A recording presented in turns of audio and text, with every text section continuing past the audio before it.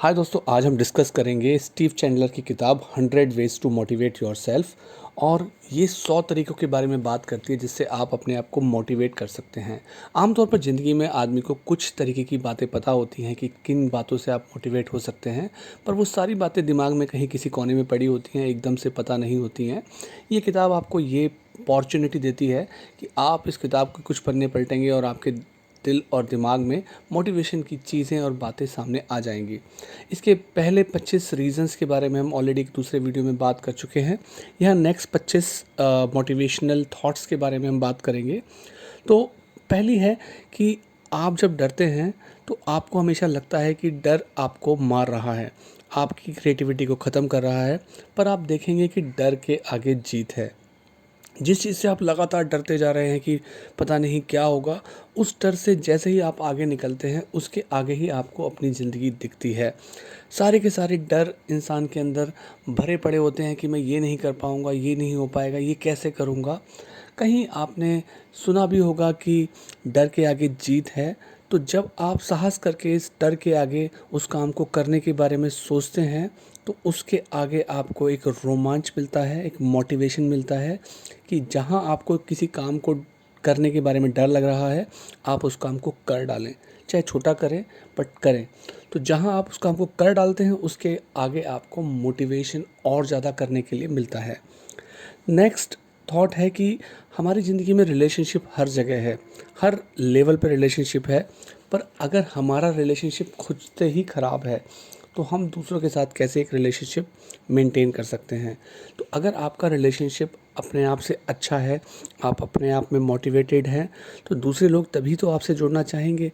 एक ऐसे व्यक्ति के साथ कोई नहीं जुड़ना चाहेगा जो खुद में ही मोटिवेटेड नहीं है, डिप्रेस्ड है, जिसके अंदर कोई थिंकिंग नहीं है। तो ये बात ध्यान रखने की है कि ऐसा ना हो कि आपके डिसीज़न मेकिंग के अंदर आपकी इमोशंस और भावनाएं आपके ऊपर ओवरराइड करें।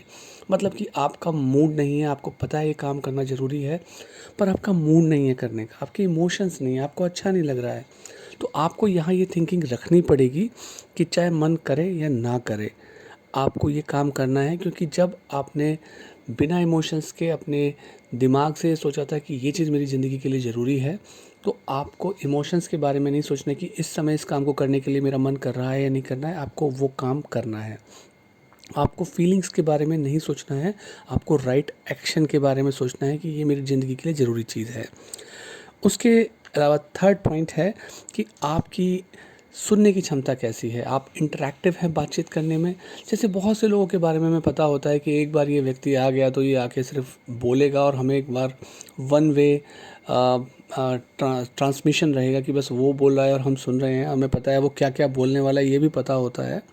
पर यहाँ पर इस बात को जानना बहुत ज़रूरी है कि अगर आपके उस बातचीत के अंदर क्वेश्चंस बड़े ही थॉटफुल हैं, वो बोल रहे हैं, आपने क्वेश्चन रेज़ कर दिया, तो अब आपका जो ये कम्युनिकेशन है वो चेंज हो जाएगा। कहते हैं कि जितना अच्छा क्वेश्चन होगा उसका उतना ही स्ट्रॉन्ग आंसर निकल के आएगा। तो जब आप किसी भी व्यक्ति या किसी भी चर्चा में हैं तो आपके क्वेश्चन स्ट्रॉन्ग होने चाहिए कि जहाँ आपके क्वेश्चन स्ट्रॉन्ग होंगे उतना ही ज़्यादा आप एक इंटरैक्टिव बातचीत कर पाएंगे। नेक्स्ट पॉइंट है कि आप विल पावर के बारे में क्या सोचते हैं। बहुत से कि उनके पास पावर है ही नहीं, पर ये जान लीजिए कि विल पावर हर किसी के पास होती है। ये ऐसा ही है कि जीवन हर किसी के व्यक्ति में जीवन की संभावना होती है। वो कितना जीवन है वो इस बात पे डिपेंड करता है कि उसने अपनी मोटिवेशन को कितना ऊंचा करके रखा हुआ है। तो पहली बात तो आपको ये मान के चलना है कि आपकी लाइफ के अंदर विल पावर है, भले ही वो बहुत ज़्यादा ना हो। जैसे कि उदाहरण के तौर पर अगर एक वेट पड़ा है, भारी वेट पड़ा हुआ है और आप उसको बोला जाए कि इसको उठा लो, तो आप कहेंगे अरे नहीं, मेरे अंदर ताकत ही नहीं है मैं उठा पाऊँ। परंतु अगर यहीं आप अपनी लैंग्वेज को थोड़ा चेंज करेंगे और बोलेंगे कि मेरे अंदर इतनी ताकत नहीं है कि मैं इसे उठा पाऊँ, हाँ अगर मैं धीरे धीरे प्रैक्टिस करूँगा तो मैं इतनी ताकत बना पाऊँगा कि मैं इसे उठा लूँ। तो विल पावर में भी ऐसा ही होता है कि शुरुआत में आप छोटी विल पावर क्रिएट करते हैं, आप छोटे काम करते हैं और ये मसल की तरह है। जैसे जैसे आप छोटे काम करने लगते हैं आपकी विल पावर बढ़ने लगती है और बाद में आप बड़े काम करने के लिए भी सहज हो जाते हैं। तो विल पावर एक ऐसी चीज़ है जिसे आप डेवलप कर सकते हैं कि आप छोटे छोटे एक्शन से बड़ी बड़ी विल पावर को डेवलप कर सकते हैं धीरे धीरे। नेक्स्ट पॉइंट है कि आप क्या रिचुअल करते हैं जिससे आपके दिन की शुरुआत होती है और आप एकदम से स्टार्ट हो जाते हैं। इसमें एक एग्जांपल दिया गया है ग्रेट बास्केटबॉल प्लेयर जैक ट्वाइमैन का, कि जब वो सुबह सुबह रोज़ उठते थे तो सबसे पहला काम, जैसे ही बास्केटबॉल कोर्ट में जाते थे, वो 200 शॉट्स लेते थे बास्केट करने के लिए, कुछ सोचे बिना, बिना कुछ सोचे हुए कि आज का क्या मेरा प्लान है, सीधा गए, उठे और 200 शॉट्स मारे। तो उससे क्या होता है कि ये उनका जो रिचुअल था वो उनको सेल्फ मोटिवेट करता था पूरे दिन फिर बास्केटबॉल की प्रैक्टिस करने के लिए। तो अपने आप को मोटिवेट करो, तो उसमें एक्शन लेना ही की होती है। तो उनका एक्शन ये था कि वो 200 शॉट्स मारते थे। तो ऐसे ही अपने लिए भी कुछ ऐसे रिचुअल्स बनाओ कि सुबह उठते ही आप कुछ ऐसा काम करो कि उसके बाद पूरे दिन के लिए आप अनस्टॉपेबल बन जाओ, फिर आपको कोई रोक ना पाए। नेक्स्ट पॉइंट जो है, बहुत सारे लोग सोचते हैं कि वो अपनी ज़िंदगी में चीज़ों के लिए अच्छे नहीं हैं। वो सोचते हैं कि शायद खुशी जब मैं इस काम को कर लूँगा, इस गोल को पा लूँगा, तब मुझे मिलेगी, अभी नहीं है। तो आप हमेशा फ्यूचर में ही उस खुशी को ढूंढते रहते हैं, जबकि वो खुशी आज भी है। आज भी आप चाहें तो अपने आप को खुश रख सकते हैं। तो आपकी हैप्पीनेस जो है वो आपका अधिकार है। आप आज इसी वक्त कोई ऐसा गाना गा सकते हैं जो आपको बहुत पसंद हो, जो आपको हैप्पीनेस दे। आप कुछ ऐसा काम कर सकते हैं, डांस कर सकते हैं। तो ये जो थॉट है वो राइटर उसको चैलेंज करते हैं कि आप सोचें कि भाई मैं इस एम को पालूंगा, उसके बाद ही मैं खुश हूँगा। तो ये एक रॉन्ग थिंकिंग है। आप आज हर दिन खुश हो सकते हैं, आप अगर चाहें तो। नेक्स्ट पॉइंट है सेल्फ डिसिप्लिन के बारे में। तो हम लोग सोचते हैं कि विल पावर का ही डायरेक्ट रिलेशनशिप होता है हैप्पीनेस और मोटिवेशन के लिए, यानी विल पावर और सेल्फ डिसिप्लिन है तभी आप ठीक रह पाओगे। ये बात तो ठीक है, पर प्रॉब्लम क्या आती है कि विल पावर और सेल्फ डिसिप्लिन की जब बातें आती हैं तो दिमाग में सबसे पहले दिमाग डर जाता है कि यार बड़ी मेहनत करनी पड़ेगी विल पावर बनाने के लिए या सेल्फ डिसिप्लिन बनाने के लिए। तो यहाँ डिसिप्लिन के अंदर जो डिसिप्लिन होता है उसका मतलब होता है शिष्य बनना। आपको अपने खुद के लिए शिष्य बनना पड़ेगा, और एक बार आपकी लाइफ में ये चीज़ आने लगेगी तो आप खुद को एक स्ट्रॉन्ग पर्सन की तरह अपने आप को सेल्फ रेस्पेक्ट करने लगोगे। देखिए बहुत सिंपल सी बात है, जब हम कोई छोटी चीज़ जो हमें करनी चाहिए वो कर लेते हैं तो हमारे अंदर एक फीलिंग आती है डिसिप्लिन की। ऐसे ही जब हम और छोटी चीज़ें करने लगते हैं जो हमें करनी चाहिए वाकई में, और हम करने लगते हैं तो डिसिप्लिन बढ़ता है। ऐसे ही करके हम छोटे छोटे कामों को करने से बड़ी बड़ी डिसिप्लिन बनाते जाते हैं। शुरू शुरू में छोटी डिसिप्लिन होती है, फिर हम बार बार उस काम को करते हैं तो हम बड़े डिसिप्लिन के बारे में भी हिम्मत जुटा पाते हैं। तो दिन भर में एक या दो ऐसे काम करने चाहिए जो आप डिसिप्लिन से करो, आपके अंदर ये फीलिंग आए कि आप डिसिप्लिन से काम कर सकते हो। नेक्स्ट पॉइंट है, फिर दोबारा वही बात है कि विल पावर के साथ एक नेगेटिव फीलिंग जुड़ी हुई है कि विल पावर अपने शरीर को एक कष्ट देना है, अपनी थिंकिंग को एक कष्ट देना है। पर देखिए कई बार शब्दों में इतनी ज़्यादा ताकत होती है कि अगर आप फेलियर को सक्सेस मान सकते हैं क्या? फेलियर को जो जिम्नास्ट होते हैं या जो बॉडी बिल्डर्स होते हैं वो उसे पॉजिटिव सेंस में लेते हैं कि अपनी बॉडी को जब तक फेलियर के लेवल पे नहीं ले जाओ, उतना वेट उठाना है, उतनी एक्सरसाइज करनी है, क्योंकि उन्हें पता है जब आप अपने बॉडी और मसल को मैक्सिमम स्ट्रेच करते हो उसके बाद ही बेस्ट आउटकम आता है। तो लैंग्वेज के अंदर एक पावर होती है। Famous motivational speaker Sandeep Maheshwari ने हमेशा कहा है कि जब आप अपने हर प्रॉब्लम के आगे आसान है जोड़ते हो तो आपको चीज़ें सिंपल दिखने लगती है। ऐसे ही फेलियर को अगर आप ये सोचो कि एक मौका है आपको बेहतर बनने के लिए, स्ट्रॉन्ग बनने के लिए, तो आपकी लैंग्वेज से आपकी थिंकिंग चेंज हो जाती है। नेक्स्ट पॉइंट है कि आपकी प्रोग्रामिंग कैसी है। अगर आप दिन भर नेगेटिव न्यूज़ ट्विटर पे, फेसबुक पे और टीवी न्यूज़ के अंदर देखते हैं तो आपकी जो प्रोग्रामिंग है वो नेगेटिव है, क्योंकि सारी न्यूज़ जो होती हैं वो मैक्सिमम अगर आप देखोगे 90% 95% वो बैड न्यूज़ होती हैं। तो इसको कैसे चेंज किया जाए? तो इसमें महात्मा गांधी का एक एग्जांपल कोट किया गया है कि अगर आप चेंज देखना चाहते हैं दूसरों के अंदर तो वो चेंज पहले आपको खुद के अंदर लेके आना पड़ेगा। तो इसका तरीका ये है कि आप खुद में अपनी ब्रेकिंग स्टोरी बनो, खुद की एक ब्रेकिंग न्यूज़ बनाओ कि आज आपने ये काम कर डाला है। नेक्स्ट पॉइंट है कि जो भी आप काम कर रहे हो उसको प्रेजेंट मोमेंट में एहसास जगाओ कि वो आप काम कर रहे हो, वो प्रैक्टिस कर रहे हो, वो अवेयरनेस जो है वो प्रेजेंट मोमेंट के अंदर लेके आओ। आप अपनी ज़िंदगी को पास्ट और फ्यूचर में ना जियो, पर जो टाइम आज आपके पास है उसमें जियो। देखिए, ड्रीमिंग, प्लानिंग और क्रिएटिव गोल सेटिंग आपने कर ली, एक दिन टाइम दे के सोचा कि मेरा क्या प्लान्स हैं, क्या ड्रीम्स हैं, और अपने क्रिएटिव गोल बना लिए, उसके स्टेप्स बना लिए। उसके बाद आपको ज़िंदगी फ्यूचर में नहीं जीनी है, वो जो गोल है वो आता रहेगा। आपको वो ज़िंदगी आज में जीनी है। आपको वो सारे एहसास जो आज आपने अचीव किए हैं वो आज में रखने हैं। तो इसमें जब तक आप प्रेजेंट को अप्रिशिएट नहीं करोगे, तो इसमें राइटर ने बोला है कि अमेरिका में लोग कल्टीवेट करते हैं हैबिट कि वो अप्रिशिएट करें आर्ट को, कि बड़ी सुंदर आर्ट बनाई है। पर जो जापानीज़ कल्चर होती है वहाँ आर्ट ऑफ अप्रिसिएशन होती है, मतलब अप्रिशिएट करना, तारीफ़ करना ही आर्ट माना जाता है। तो आप अपने इस घंटे, इस दिन और आज को अप्रिशिएट करो। तो जिस दिन आप अपने हर घंटे और मिनट को अप्रिशिएट करने लगेंगे, उस दिन आपका 24 घंटा बहुत ही वैल्यूएबल बन जाएगा। नेक्स्ट पॉइंट है कि हमेशा माइंड के अंदर क्यूरियोसिटी होनी चाहिए। लोग अगर अपने आप को प्राइवेट डिटेक्टिव मानने लगें, क्वेश्चंस पूछने लगें, अच्छे स्ट्रॉन्ग क्वेश्चन पूछने लगें, तो क्यूरियोसिटी का लेवल बढ़ता रहता है। उदाहरण के तौर पे आप एक शहर में घूमना चाहते हैं, वहाँ जाना चाहते हैं, अभी आपकी कोई क्यूरियोसिटी नहीं है, आपने क्यूरियोसिटी बढ़ाई, उस शहर के बारे में गूगल पे पढ़ा, उसके बारे में रिसर्च की, दोस्तों से बातचीत की, वहाँ का फेवरेट रेस्टोरेंट कौन सा है, टूरिस्ट स्पॉट्स कौन सा है, वहाँ क्या चीज़ अच्छी मिलती है, वहाँ कौन कौन सी जगह अच्छी हैं, वहाँ किससे मिलना चाहिए। तो धीरे धीरे जब आपकी नॉलेज बढ़ती रहती है उसके बारे में, तो आपकी क्यूरियोसिटी भी बढ़ जाती है। अब आपको मज़ा आता है, और आप जितने ज़्यादा थॉटफुल क्वेश्चंस पूछेंगे, जितनी ज़्यादा क्यूरियोसिटी जगाएंगे, उतने ही आप अच्छे बन जाएंगे, और उतना ही आपको उसके अंदर मज़ा आएगा।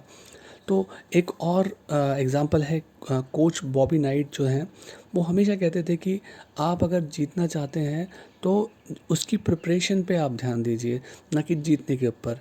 क्योंकि जब आप क्यूरियोसिटी को बढ़ाते हैं तो आप बेसिकली अपने आप को प्रिपेयर कर रहे हैं जीतने के लिए।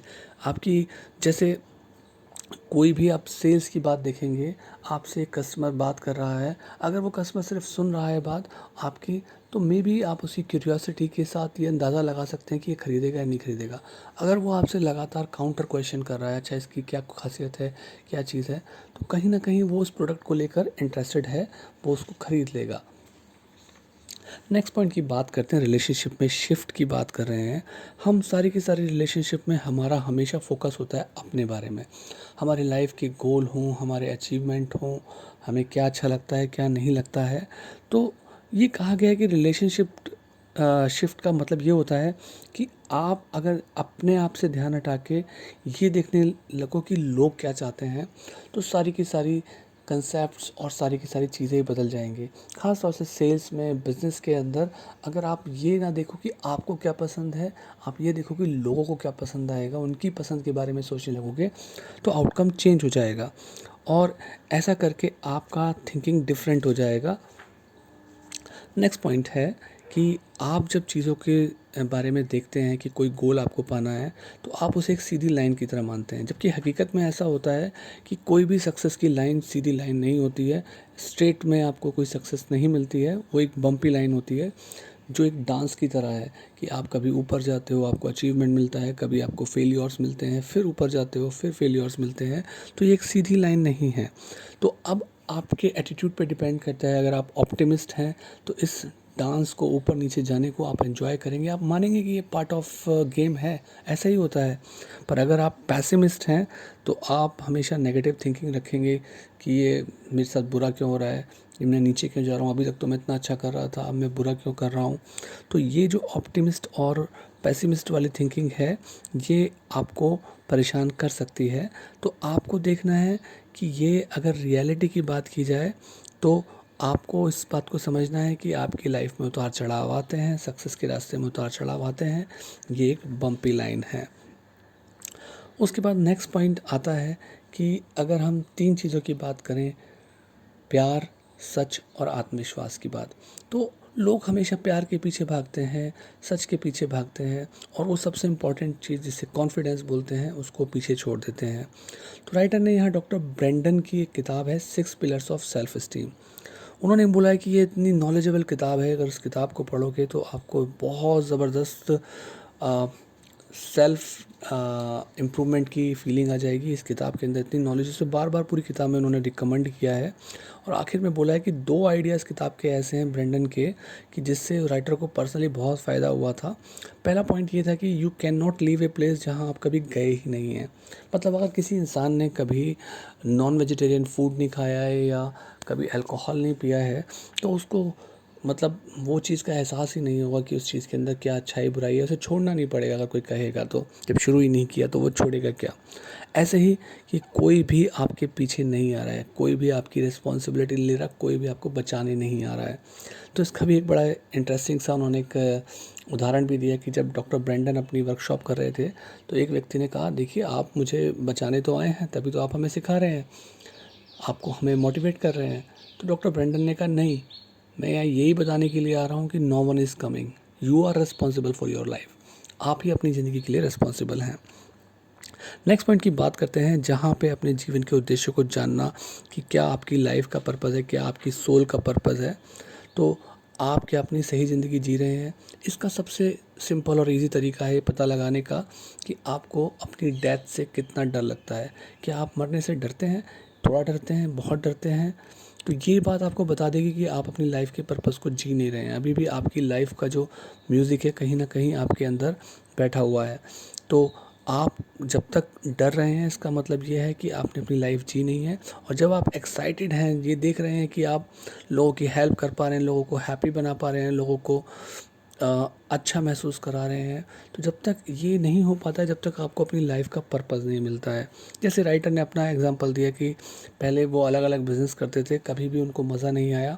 जब उनको ये समझ में आ गया कि उनकी लाइफ का पर्पज़ जो है वो टीचिंग है, लोगों को सिखा के खुश रहना है, अच्छी राइटिंग से लोगों को, कि ताकि वो सब किताबें पढ़ें और खुश रहें उनकी चीज़ों को देख के, तो ये चीज़ें उन्हें हैप्पी नेस का एहसास कराती हैं। तो ये आपको भी ढूंढना है कि ऐसी क्या चीज़ है जो आपकी लाइफ का म्यूज़िक है, आपको अपने पर्पज़ का एहसास दिलाती है, जिसे करने के बाद आपको मौत से डर नहीं लगता है, आपको लगता है कि आपने अपनी लाइफ का पर्पज़ पूरा कर लिया है। तो सबसे इम्पॉर्टेंट स्टेप यही आता है कि क्या चीज़ आपको हैप्पीनेस की फीलिंग देती है, क्या राइटिंग देती है या कोई और ऐसी चीज़ है।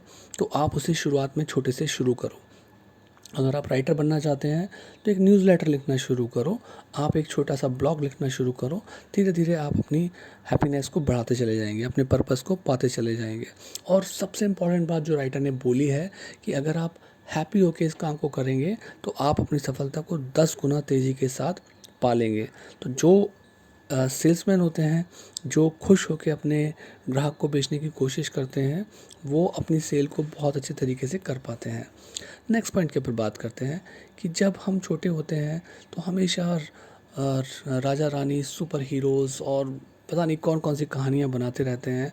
हमेशा आप एक स्टोरी के अंदर होते हैं। तो ये इसलिए होता है क्योंकि हम अपने राइट और लेफ़्ट साइड के ब्रेन को तब जानते तो नहीं हैं, पर यूज़ सही तरीके से कर रहे होते हैं। राइट साइड इमेजिनेशन के लिए होता है। तो छोटे बच्चे वो इमेजिनेशन को, ड्रीम्स को, एनर्जी को, क्रिएटिविटी को ज़िंदा रखते हैं। पर जैसे जैसे आप बड़े होते जाते हैं, आप तर्क के ऊपर, लॉजिक के ऊपर, लीनियर थिंकिंग रखते हैं कि ये ही सच है दुनिया का, और आप इमेजिनेशन को भूल जाते हैं। तो होल ब्रेन थिंकिंग का मतलब यही होता है कि आप राइट ब्रेन से भी सोचें और लेफ़्ट ब्रेन से भी सोचें। इमेजिनेशंस भी हों जो आपको स्टिमुलेट करें। कोई बड़ा पर्पस होना बहुत ज़रूरी है इसके बारे में। तो जैसे अगर कोई इंसान देखे कि एक बिल्डिंग के अंदर आग लगी हुई है और लोग चिल्ला रहे हैं कि हमें बचाओ बचाओ, तो शायद दूसरा बंदा डरेगा आग को देख के। परंतु अगर उस बिल्डिंग के अंदर कोई आपका अपना है, तब आप बिना आग को देखे उसके अंदर घुस के अपने को बचाने की पूरी पूरी कोशिश करेंगे।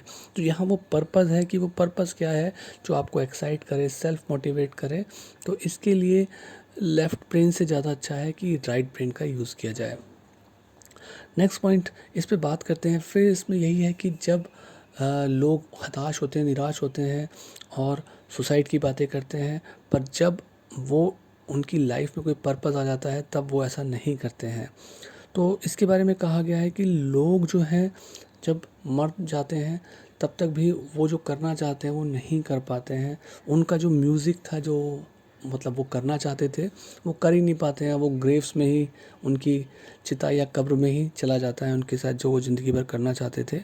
तो ये सारा का सारा एक बहुत बड़ा रीज़न ये है कि वो लेफ़्ट और राइट ब्रेन के यूज़ को सही तरीके से सीख नहीं पाते हैं कि किस प्रकार से उनका दिमाग काम करता है। तो दोनों को अगर आप सही तरीके से यूटिलाइज़ करेंगे, लेफ़्ट ब्रेन को और राइट ब्रेन को, तो आप अपनी लाइफ़ के गोल्स को ज़्यादा ईज़िली अचीव कर सकते हैं। इसका पहला पॉइंट है कि गोल का विजुअलाइज़ेशन होना, जो कि राइट ब्रेन का काम है। तो आप जब गोल को विजुअलाइज़ करने लगेंगे तो आपकी क्रिएटिविटी बढ़ने लगेगी। दूसरी बात है कि जो भी गोल है उसे जॉयफुल तरीके से आप पाने की प्रयास करेंगे तो आप उसे ज़्यादा अच्छे तरीके से पा सकते हैं। और तीसरा पॉइंट है कि आप कोई बाहरी खतरे का इंतज़ार ना करें कि कोई खतरा आएगा तभी आप काम करेंगे। आप हर गोल को छोटे-छोटे हिस्सों में बाँटें और छोटे-छोटे हिस्सों में उन्हें पाने की कोशिश करें। तो धीरे-धीरे आप देखेंगे कि आप बड़े गोल पाने की तरफ बढ़ने लगते हैं। छोटे-छोटे गोल पाना जो है वो बड़े गोल पाने की दिशा में एक कदम होता है।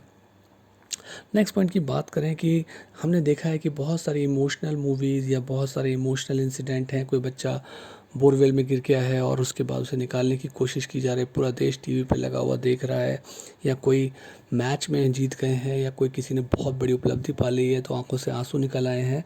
तो ये इसलिए होता है क्योंकि हमें लगता है कहीं ना कहीं जो वो ग्रेटनेस है जो उस खिलाड़ी ने अचीव करी है, उस मूवी स्टार ने करी है, वो ग्रेटनेस हमारे अंदर भी है। बस यही है कि हमें वो इंस्पिरेशन नहीं मिलता है कि हम अपनी वो सारी की सारी क्रिएटिविटी को निकाल पाएँ। और एक बार अगर वो सीख गए तो समझ लीजिए कि आपकी लाइफ के मीनिंग्स आ गए हैं। नेक्स्ट पॉइंट की बात करें कि राइटर कहते हैं कि जब वो अपने सेमिनार में जाते हैं तो लोगों से पूछते हैं कि आप में से कितने लोग अपने आप को क्रिएटिव समझते हैं। तो मैक्सिमम 1/4 लोग ही हाथ को ऊपर खड़ा करते हैं और ज़्यादातर लोग नहीं करते हैं। फिर जब उनके क्वेश्चन चेंज होते हैं कि भाई बचपन में जब आप थे तो आप कितने सुपर हीरोज़ की तरह अपने आप को समझते थे, अपने गुड़िया गुड्डों को अपने नाम दिया करते थे, दोस्तों के नाम रखते थे, किस प्रकार से आप गेम्स खेलते थे, तो आप हाथ उठाने लगेंगे कि हाँ बचपन में तो हम क्रिएटिव थे, अब जाके हम क्रिएटिव नहीं रह गए हैं। तो क्रिएटिविटी के साथ लोगों के साथ बड़ी प्रॉब्लम है, वो लोग सोचते हैं कि ये एक बहुत ही इंटेलेक्चुअल चीज़ है क्रिएटिविटी, जबकि ऐसा नहीं है। जो छोटे बच्चे हो के आप स्टोरीज़ बनाते थे और कहानियाँ बनाते थे, पात्र बनाते थे, सुपर हीरो बनते थे, वो सब क्रिएटिविटी है।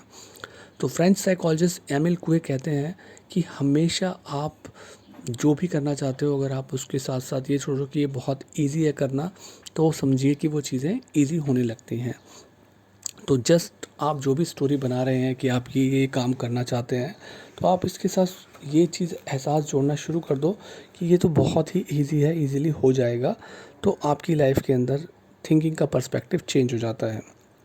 नेक्स्ट पॉइंट की बात करें, गेमिफिकेशन की बात है। राइटर अपने एक एग्जांपल देते हैं, जब वो छोटे थे तो अपने दोस्त के साथ बैठ के वो एग्ज़ाम की तैयारी जब करते थे तो आपस में दोनों एक दूसरे को मिलके टेस्ट क्रिएट करते थे कि चल हम आपस में मिलके टेस्ट देंगे।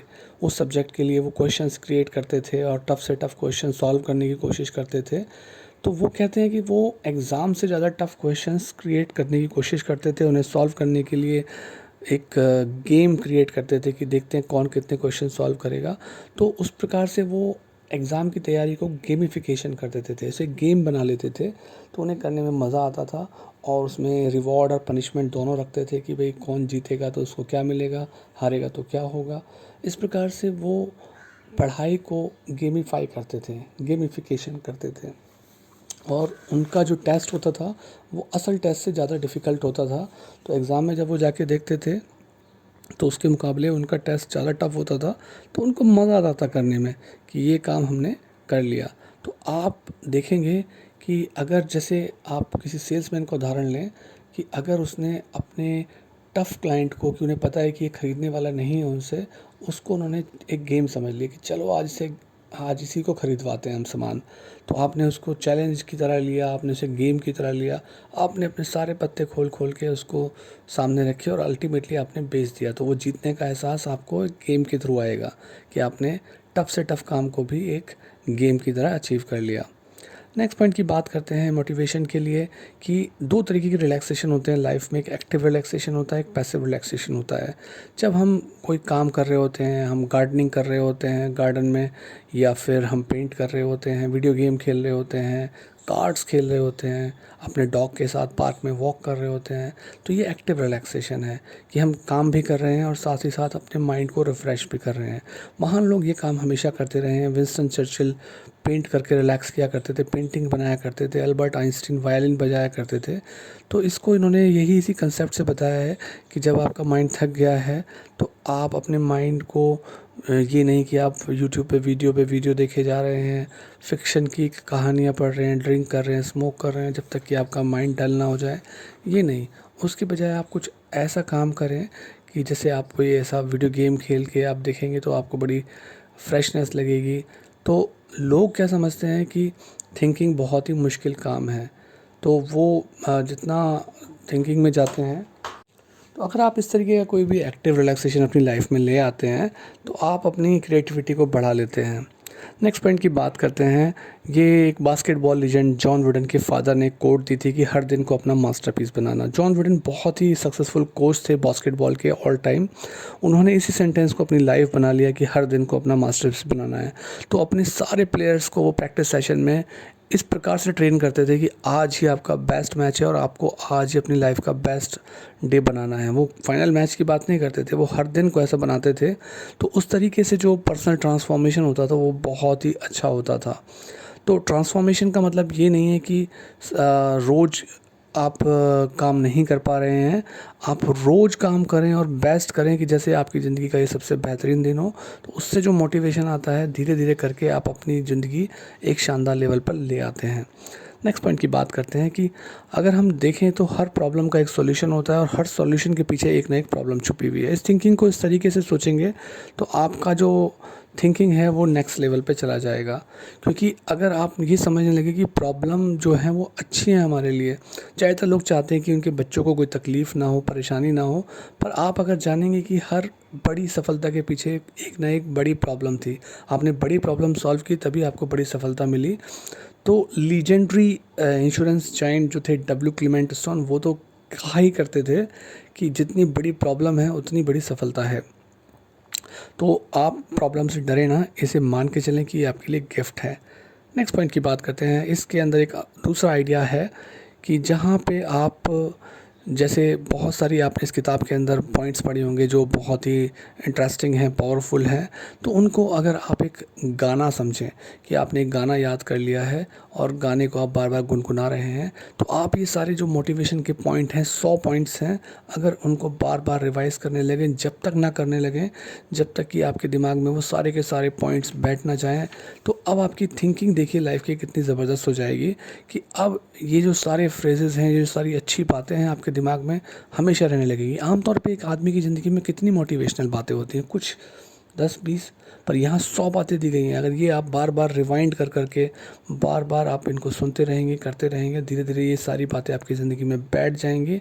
तो सोचिए कि आप कितनी रिफ्रेशिंग थॉट्स के साथ अपनी ज़िंदगी को जिएंगे और कितनी हाई लेवल की थिंकिंग और लिविंग हो जाएगी आपकी। और नेक्स्ट पॉइंट है जो इस वीडियो का लास्ट पॉइंट है कि आप जो भी काम करना चाह रहे हैं, आप बहुत सारे गोल ना बनाएं और जो भी गोल बनाएं उसको सबसे छोटे हिस्से में बांट लें। क्योंकि जो छोटे गोल होते हैं जब आप पूरा करते हैं, बार बार आपको एक विनिंग फीलिंग आती है, आपको जीत का एहसास आता है, तो आप बार बार जीतते हैं। तो छोटे छोटे गोल बना के वो आपको आपकी सफलता को कंपाउंड करती रहती है, बढ़ाती रहती है। इसके अलावा एक और एग्जांपल है जो flow the psychology of optimal experience, जो मिहाली की बुक्स थी, जिसके अंदर उन्होंने बोला है कि जो बड़े बड़े गोल हैं उन्हें आप आउटकम गोल मानो और स्मॉल गोल को आप प्रोसेस गोल मानो। तो आपका फोकस जो है वो प्रोसेस गोल पे होना चाहिए। आउटकम गोल शायद 1 साल 2 साल बाद मिले, पर अगर आप प्रोसेस गोल पे फोकस हो तो अल्टीमेटली आप जो है आउटकम गोल को पा ही जाओगे। अल्टीमेटली आपको छोटे छोटे गोल दिन भर बचा के रखने हैं अपने लिए और उन्हें पाते रहोगे तो आपकी कॉन्शियसनेस और एनर्जी का लेवल बढ़ता जाएगा। तो ये 25 पॉइंट हैं, 25 पॉइंट्स हमने मोटिवेशन के पहले भी डिस्कस किए हैं। तो कुल मिला के 50 पॉइंट हैं जो आपकी लाइफ की कॉन्शियसनेस अवेयरनेस को बढ़ाएंगे। और ये एक बहुत ही पावरफुल किताब है जिसके अंदर इतने ढेर सारे शानदार आइडिया दिए गए हैं। Please like and subscribe my 100 Ways to Motivate Yourself by Steve Chandler. बहुत से लोग कहते हैं कि मोटिवेशन बेकार चीज़ होती है, कुछ दिन में वो मोटिवेशन चला जाता है। पर अगर आप एक गोल का पीछा कर रहे हो तो तो जितना ज़्यादा आपका मोटिवेशन होगा, आपको उसे पाने में उतनी कम मेहनत लगेगी। मोर मोटिवेशन, लेस मेहनत। जोश-जोश में आप पहाड़ जैसे गोल भी पा लेते हैं। कहते हैं an idea can change your life, और स्टीव चैंडलर 100 तरीके, 100 आइडियाज़ बताते हैं खुद को मोटिवेट करने के। यहाँ हम 25 आइडियाज़ के बारे में बात करेंगे और जानेंगे कि कौन सा आइडिया आपके दिमाग में बैठेगा और कौन सा आइडिया आपके दिमाग में बैठ जाए तो क्या आपका जीवन ही ना बदल जाए। 1995 में लिखी ये किताब हर इंसान के पास लाइफ की एक हैंडबुक की तरह होनी चाहिए। जहाँ लाइफ में आप कहीं फंसे हैं तो तुरंत आप इसके कुछ पन्ने पलटें और अपने आप को मोटिवेट कर लें। तो आइडिया नंबर 1 है डेथ बेड एक्सरसाइज। ये बात कहती है कि आप अपनी ज़िंदगी ऐसे जीते हैं कि जैसे आप इस धरती पे हमेशा के लिए रहने वाले हों, कभी जाने ही वाले ना हों। तो ये एक्सरसाइज कहती है कि आप एक बार ये रियलाइज़ करें कि आप यहाँ हमेशा के लिए नहीं हैं। एक दिन आएगा कि आप इस धरती पे नहीं रहेंगे। ये एहसास अगर आपके अंदर होगा तो आपको समझ में आएगा कि जो हर दिन हर घंटा आप यहाँ पे नॉन इम्पॉर्टेंट और वेस्ट कामों में वेस्ट कर रहे हैं वो कितना ख़राब है। जब आप आंख बंद करके ये रियलाइज़ करेंगे कि आप नहीं रहे तो आपके मन में कौन कौन सी ऐसी आशाएं और इच्छाएं थी जो आपके अंदर ही सिमट कर चली गईं। तो जब इसे आप पावरफुल तरीके से पूरा एक्सपीरियंस करेंगे तब आपको इस लाइफ की वैल्यू पता चलेगी। ये एक ऐसा गेम नहीं होना चाहिए जैसे मतलब आप क्रिकेट खेल रहे हो तो क्या ऐसा होता है कि वो गेम कभी ख़त्म ही ना हो। होता है गेम ख़त्म। तो ये लाइफ का गेम जब ख़त्म होता है उसका एहसास हमें होता ही नहीं है कि कभी ये ख़त्म होगा। दूसरा पॉइंट है अर्नोल्ड के बारे में एक बात है कि उनका एटीट्यूड कैसा था। जब अर्नोल्ड पहली बार बॉडी बिल्डिंग से निकलकर हॉलीवुड में गए तो उन्हें कोई ज़्यादा पहचानता नहीं था। उनकी पहली पिक्चर भी फेल हो गई थी।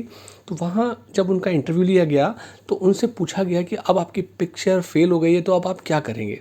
अर्नोल्ड ने बोला कि मैं एक दिन हॉलीवुड का सबसे पावरफुल एक्टर बनूंगा। तो दूसरे व्यक्ति ने हंसते हुए पूछा ये कैसे होगा। तो उसने बोला कि मैं पहले एक विज़न क्रिएट करूंगा अपने लिए एक बेस्ट एक्टर का, फिर उसके अंदर जो कुछ भी करना होगा मैं डालूंगा और उस विज़न को मैं जीऊँगा जैसा कि ये सच हो गया हो। और मैं पहले भी बॉडी बिल्डिंग में ये काम कर चुका हूँ और बाद में सब लोग जानते ही हैं कि सच में उन्होंने ऐसा कर दिया था। तीसरा आइडिया है अपने बारे में एक ऐसी पोएम लिखना जहाँ झूठ हो। ये बड़ी इंटरेस्टिंग बात है कि अपने बारे में, अपनी ज़िंदगी के बारे में आप एक आलीशान झूठ लिखो, महान झूठ लिखो, शान शौकत वाला झूठ लिखो। यानी जो आप सपना देखने से डरते हो कि आपको लगता है यार ये तो पूरा होगा ही नहीं, ये कंसेप्ट कहता है कि आप लिखो, उसे एक लाई मान के लिखो, एक झूठ मान के लिखो। क्योंकि आपकी जो ये सपने वाली टेंडेंसी है इसे आप ऐसे मान के चलें कि fake it till you make it. आप ऐसा दिखावा करो कि ये सच है और जब आप इसको करोगे तो ये हो जाएगा, ये सच हो जाएगा। वैसे हमारी डिज़ायर्स का कोई एंड नहीं होता है, हमारी डिज़ायर एंडलेस होती हैं। हम हमेशा कुछ ना कुछ मांगते रहते हैं। इसलिए इस मांगने में, इस झूठ में ऐसा भी ना हो कि आप 1000 झूठ लिख लो और फिर एक भी ना मिले। तो आप अपने बारे में वो सबसे बड़ा झूठ जो आप चाहते हो अपनी ज़िंदगी में उसे लिखो और उसको सच बनाने के लिए अपने ब्रेन को तैयार करो। ये तीसरा आइडिया था। आइडिया नंबर 4, हमेशा अपनी आंखें प्राइस पे होनी चाहिए। इसके बारे में एक एग्जांपल कई सारी बुक्स के अंदर दिया गया है कि आप एक लकड़ी का लट्ठा अगर ज़मीन पे रखें या 20 फुट की ऊंचाई पे रखें, अगर आपको एक छोटा सा लट्ठा है जो 2 फीट का है और लेंथ करीब 10 फीट की है तो ज़मीन पे आपको उस पर चलने को कहा जाएगा, आप इजीली चल दोगे। उसी को उठा के अगर 20 फुट की ऊंचाई पे ले जाओगे तो अब आपका जो ब्रेन का फोकस है वो गिरने पे होगा कि मैं 20 फीट से गिर ना जाऊं। तो आपका जो वो फोकस होगा कि आप गिर ना जाओ वो आपको डराता रहेगा। ऐसा ही लाइफ में हमेशा होता है कि हम अपने फियर्स के बारे में हमेशा चिंतित होते हैं, परेशान होते हैं, हमारा फोकस हमेशा वहीं होता है। राइटर की इस चौथे आइडिया में यही बात कही गई है कि आपका फोकस ऑप्टिमिज्म पे, प्राइस पे होना चाहिए कि ये काम मैंने नहीं किया तो क्या होगा, नहीं, ये काम मैंने कर दिया तो क्या होगा, प्राइस क्या है इसका, कितनी शाबाशियाँ हैं, कितने अच्छी नेमतें हैं, उस पे ध्यान होना चाहिए। Idea number 5, sweat in peace, यानी कि अपना पसीना उस समय बहाओ जब आप प्रैक्टिस कर रहे हो। युद्ध के समय आपका कोई पसीना काम नहीं आता, वहाँ इंस्टेंटली आप काम करते हो। इसलिए जब शांति हो उस समय मेहनत करो ताकि युद्ध में आप अच्छा काम करो। आपने कई बार देखा होगा कि बहुत से लोग आर्मी ट्रेनिंग के लिए अपने पीछे एक टायर बांध के दौड़ते हैं। मिल्खा सिंह मूवी में भी ऐसा सीक्वेंस था। तो उससे होता क्या है कि जब आप अपने बॉडी को भारी बना के टायर बांध के भागते हो तो आपको बड़ा एफर्ट लगता है। पर आप सोचो कि जब आप उस टायर को कुछ समय बाद खोल देते हो, तब आप दौड़ते हो तो आपका शरीर एक बिल्कुल पंख की तरह सॉफ्ट हो जाता है। इसी प्रकार से दूसरे एग्जाम्पल भी आपने अपने बचपन में देखे होंगे कि जब सीमेंटेड टर्फ पे कोई बिल्कुल टफ प्लास्टिक बॉल से खेलता है तो इतनी तेज़ी से वो बॉल आती है, और वही प्रैक्टिस के बाद आप जब किसी मैदान में जाके खेलते हो नॉर्मल लेदर की बॉल से, तो बॉल ऐसा लगता है कि बड़ा रुक के आ रही हो। वहाँ छोटी बॉल से खेल रहे थे तो ऐसा लगता है जो लेदर की बॉल है वो बिल्कुल फुटबॉल बन के आ रही हो। तो मतलब जितना हार्ड आप प्रैक्टिस कर लोगे, जितने बड़े डर से आप अपनी प्रैक्टिस में लड़ लोगे, तो आपको जो दूसरा डर है वो छोटा लगेगा, जो असल डर होगा। तो वो प्रैक्टिस अगर आप करके चलोगे तो आप असली परीक्षा में विनर की तरह इवॉल्व करोगे। छठा आइडिया है simplify your life. Boss football के एक बहुत ही महान कोच थे विंस लोम्बार्डी। उनका एक कोट है कि it is hard to be aggressive when you are confused. मतलब अगर आप किसी चीज़ में बहुत एग्रेसिवली कुछ करना चाहते हैं और आपके माइंड को पता ही नहीं है कि करना क्या है, तो आप कुछ नहीं कर पाओगे, आप एग्रेसिव हो ही नहीं पाओगे लाइफ को लेके। तो इसका सबसे सिंपल तरीका ये है कि अपनी लाइफ को सिंप्लीफाई कर लो। इसके ऊपर पूरी दो किताबें हैं जो बहुत ही पावरफुल हैं, द वन थिंग और इसेंशियलिज्म। ये दोनों ही किताबें कहती हैं कि अपने माइंड के लिए बहुत सारे गोल चूज़ मत करो, कोई एक गोल चूज़ करो और वो एक गोल ऐसा हो कि उसके मिलने के बाद बाकी सारे गोल अपने आप ही ऑटोमेटिकली मिल जाएं। तो लाइफ को सिंप्लीफाई करो। तो उस पे जब अपना सारा फोकस लगाओगे, जो अभी आप 50 चीज़ों पे लगाते हो उसके बजाय सिर्फ एक ऐसी चीज़ पे फोकस करो जिससे बाकी की सारी चीज़ें अपने आप हो जाएं। स्टीव जॉब्स के बारे में भी एक ऐसी ही कहानी है कि जब वो एप्पल से उनको एक बार निकाल दिया गया था, जब वो दोबारा लौट के आए तो वहाँ पे देखा कि 200-150 प्रोडक्ट्स जो हैं वो पाइपलाइन में है, बनने के लिए तैयार हैं, और किसी का भी फोकस ठीक तरीके से बन नहीं पा रहा है प्रोडक्ट्स को लेके।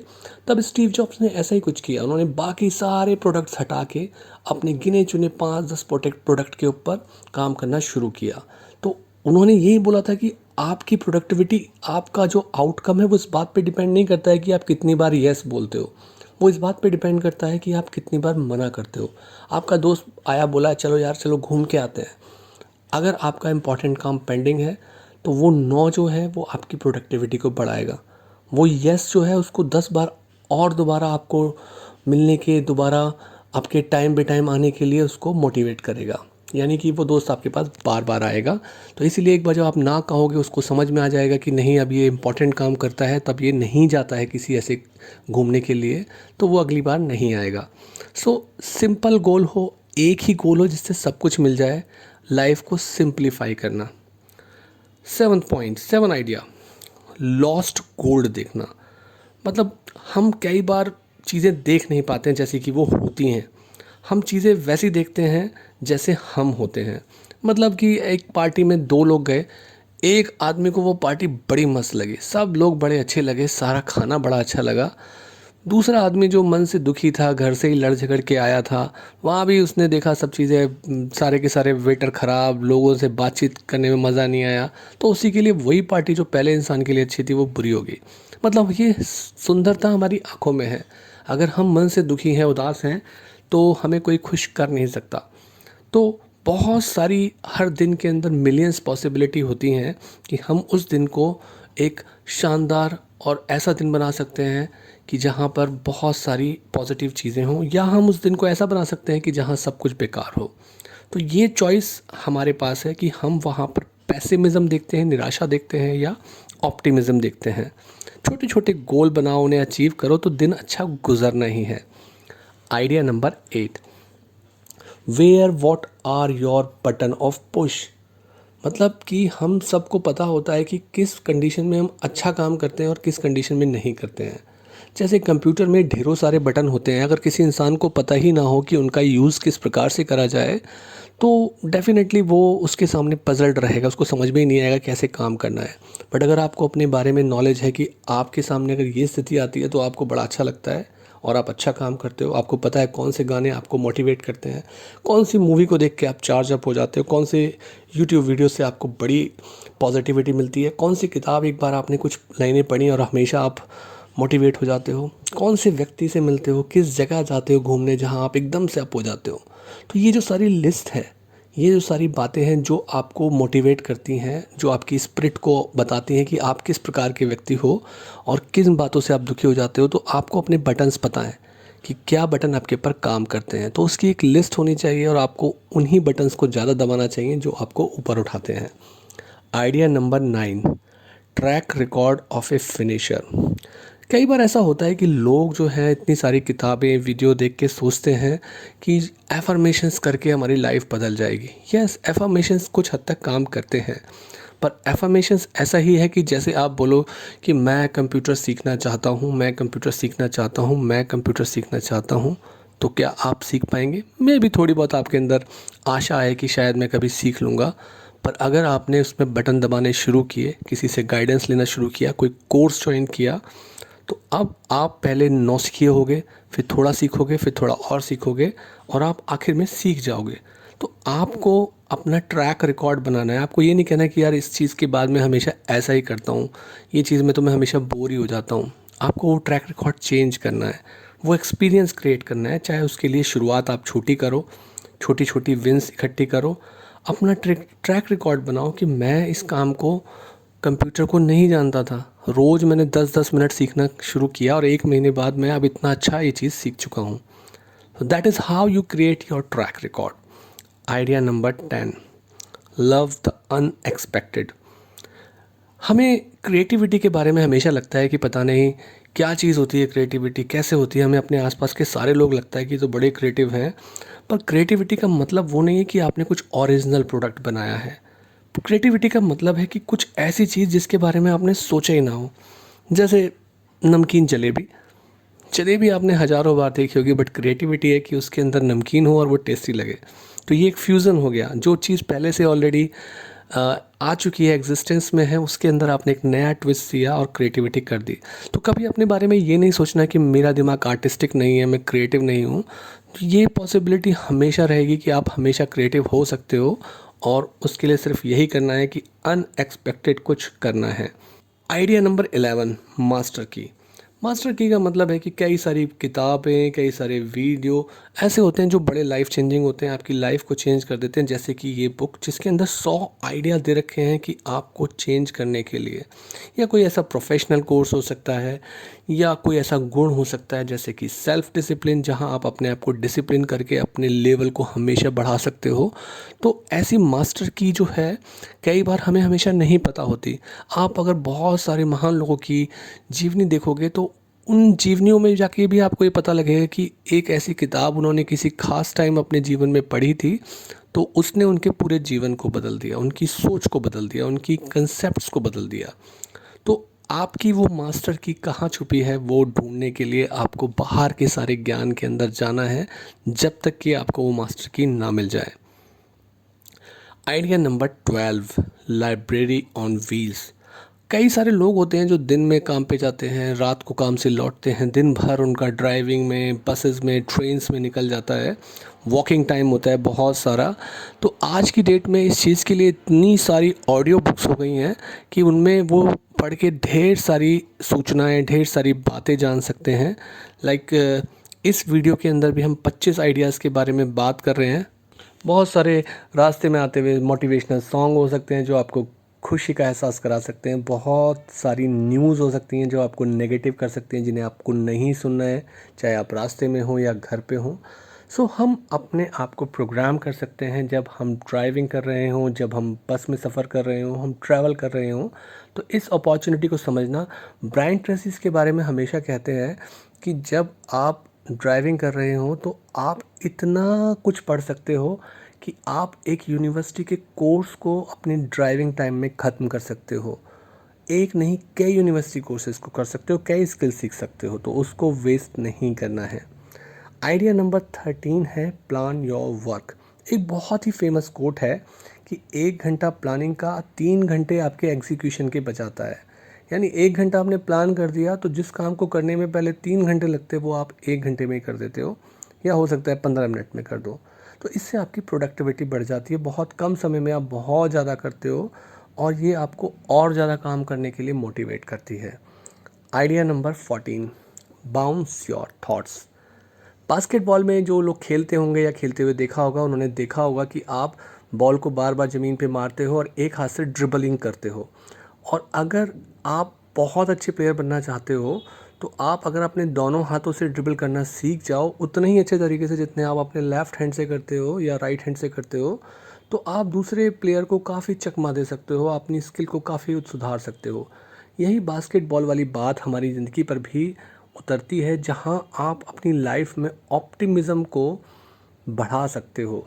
क्योंकि हमारे दिमाग में एक साथ दो तरीके के विचार नहीं रह सकते हैं, या तो हम नेगेटिव रह सकते हैं या हम पॉजिटिव रह सकते हैं। तो अगर आप अपनी प्रैक्टिस कर करके अपने नॉन डोमिनेंट हैंड से बास्केटबॉल खेल सकते हो, तो ऐसे ही प्रैक्टिस कर करके आप अपने दिमाग में हमेशा पॉजिटिव विचार रख सकते हो। आप अपनी ऐसी कोई क्यू बना सकते हो कि जब भी मेरे दिमाग में नेगेटिव विचार आएगा मैं ऐसे करूँगा या वैसे करूँगा, और मैं इस विचार को बार बार सोचूंगा। तो प्रैक्टिस करके आप अपने माइंड को हमेशा पॉजिटिव विचारों से भर सकते हो।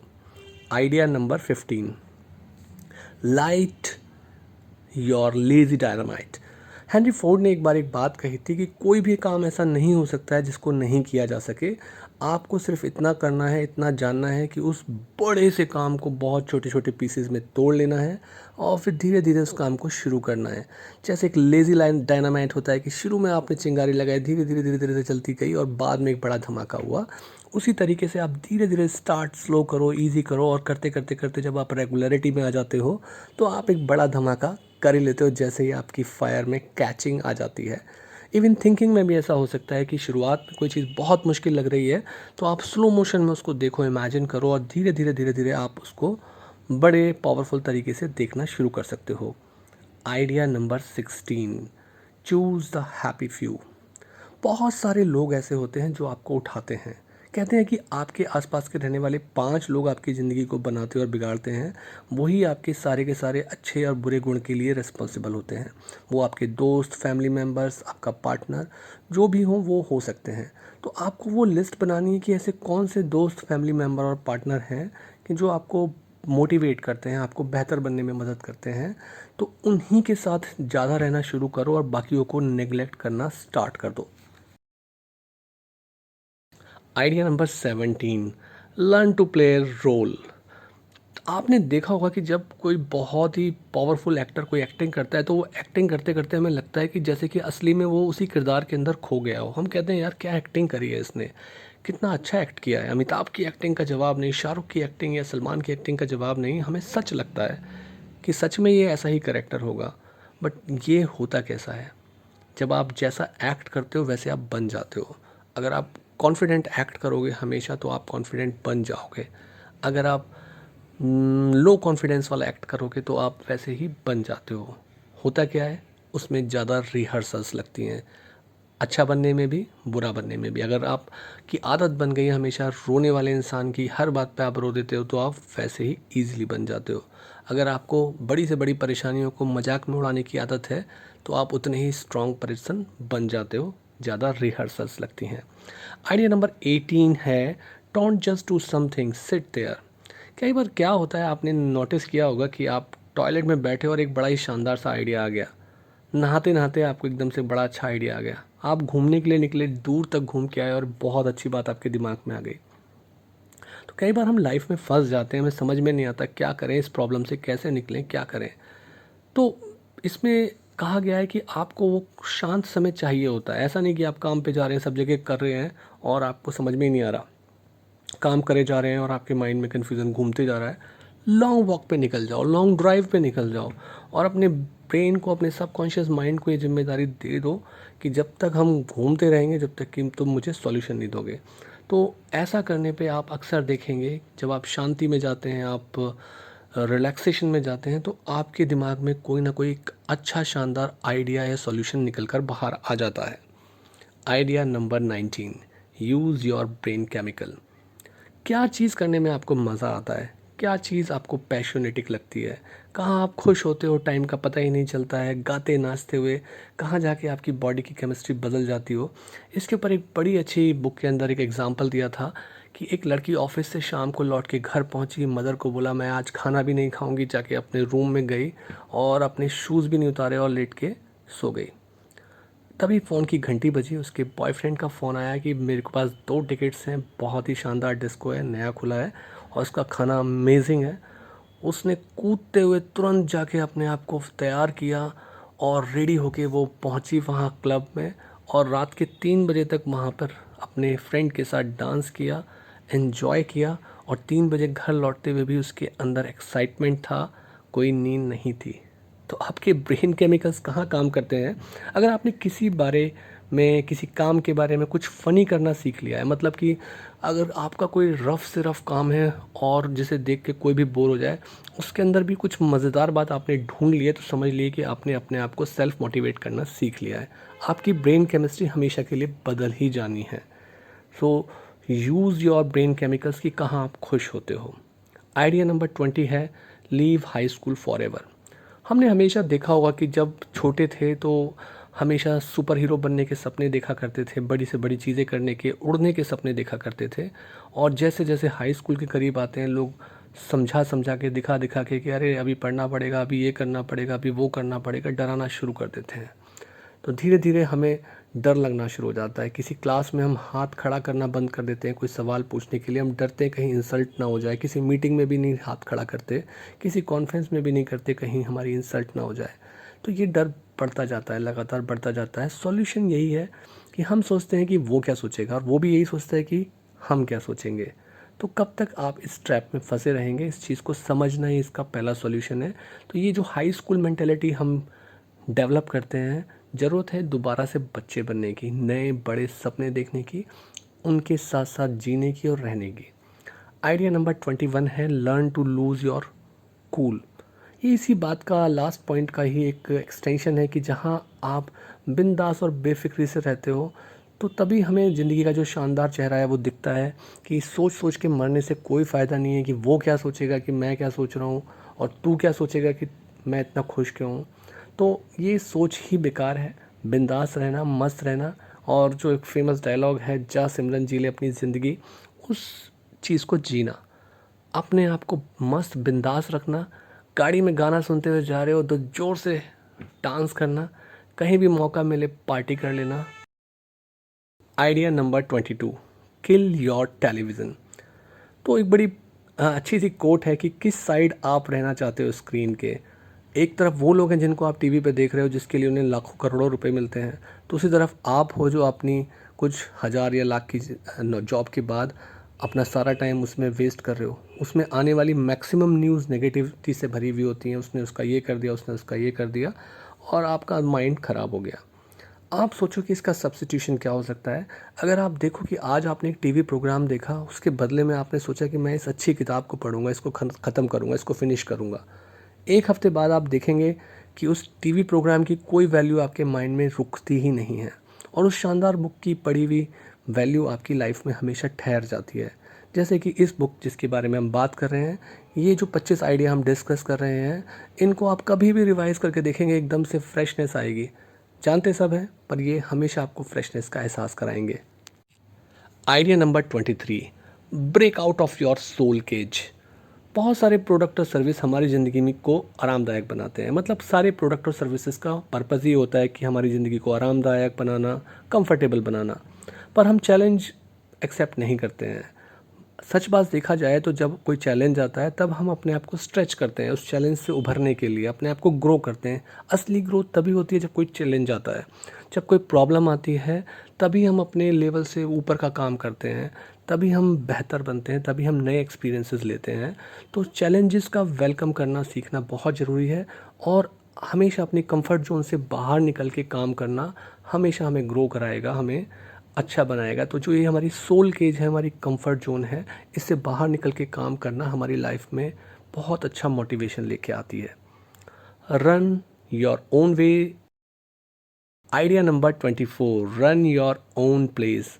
अपना गेम प्लान बनाकर रखो, क्या गेम प्लान है आपका, और आपका जीवन उसके इर्द गिर्द घूमे। जैसे अगर आप एक गेम में जा रहे हैं तो आप अपनी स्ट्रेटजी बनाते हैं कि हम इस तरीके से खेलेंगे, और हम अपोजिशन को भी मजबूर कर देंगे कि वो भी हमारी ही बॉल्स पे शॉट मारे जैसे हम खिलाना चाह रहे हैं उसको। तो आप अपनी लाइफ में जब गेम प्लान, अपना एक गोल प्लान बना के रखते हैं, एक मोटिवेशन के साथ साथ अपना पर्पस बना के रखते हैं, तो आप लाइफ को क्रिएट करते हैं कि आप कैसा चाहते हैं। अगर आप ये बना के नहीं रखते तो ज़िंदगी में जो जो बॉल आपकी तरफ आ रही है आप उसको खेलते जा रहे हैं, आप रिएक्ट करते जा रहे हैं, आप प्ले नहीं कर रहे हैं, आप क्रिएट नहीं कर रहे हैं। तो create your game plan. Now the idea number 25, find your inner Einstein. बड़े भय, डर, विनाश की कल्पना करते करते रहते हैं कि भाई ये ना हो जाए हमारे साथ, वो ना हो जाए। सो इमेजिनेशन जो होती है वो महानता के लिए होती है।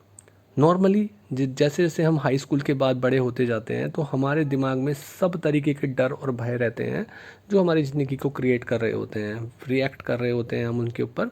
पर यही भय, डर और विनाश की कल्पना हमें डराती रहती है। जबकि ईश्वर ने जो इमेजिनेशन का गुण दिया है, क्योंकि आइंस्टाइन भी कहते थे कि इमेजिनेशन जो है वो नॉलेज से भी बड़ी चीज़ है, बहुत पावर है उसके अंदर। तो इमेजिनेशन से आप महान चीज़ें देखो, महान चीज़ें सोचो, डरो मत। ड्रीमिंग जो है, सपने देखना एक स्किल है। बड़े से बड़े सपने को देखो, उसका गेम प्लान बनाओ और उसको छोटे से छोटे टुकड़े में बांट के उस पर काम करना शुरू करो।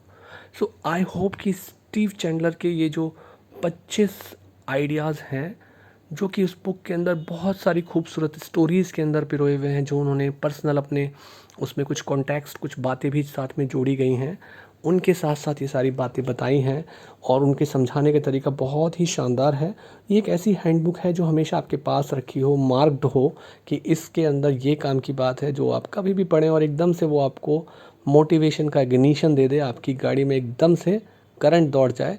ऐसा मज़ेदार ये कंसेप्ट्स हैं, और आपके कमेंट्स मुझे बाकी के 75 पॉइंट्स बनाने के लिए मोटिवेट करेंगे। So please like and subscribe mind of book.